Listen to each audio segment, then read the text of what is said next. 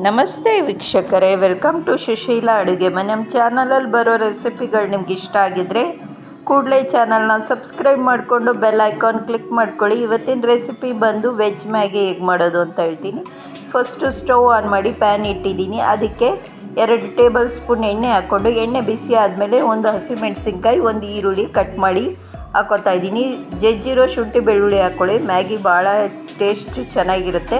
ಹಾಗೆ ಕರ್ಬೇವಿನ ಸೊಪ್ಪು ಹಾಕ್ಕೊಂಡು ಇದನ್ನು ಫ್ರೈ ಮಾಡ್ಕೋಬೇಕು. ಕ್ಯಾರೆಟು ಬೀನ್ಸ್ನ ಸಣ್ಣದಾಗಿ ಕಟ್ ಮಾಡಿ ಅದನ್ನು ತೊಳೆದು ಇದಕ್ಕೆ ಹಾಕ್ಕೊಂಡು, ಜೊತೆಗೆ ಚಿಲ್ಲಿ ಪೌಡರು ಮತ್ತು ತರಕಾರಿ ಇದೆಲ್ಲ ಬೇಯೋದಕ್ಕೆ ಸ್ವಲ್ಪ ಸಾಲ್ಟ್ ಹಾಕ್ಕೋತಾ ಇದ್ದೀನಿ. ಆಮೇಲೆ ಚಿಕನ್ ಮಸಾಲ ಹಾಕ್ಕೋತಾ ಇದ್ದೀನಿ. ಹಾಕ್ಕೊಂಡು ಚೆನ್ನಾಗಿ ಮಿಕ್ಸ್ ಮಾಡಿಕೊಂಡು ಫ್ರೈ ಮಾಡ್ಕೊಳ್ಳಿ.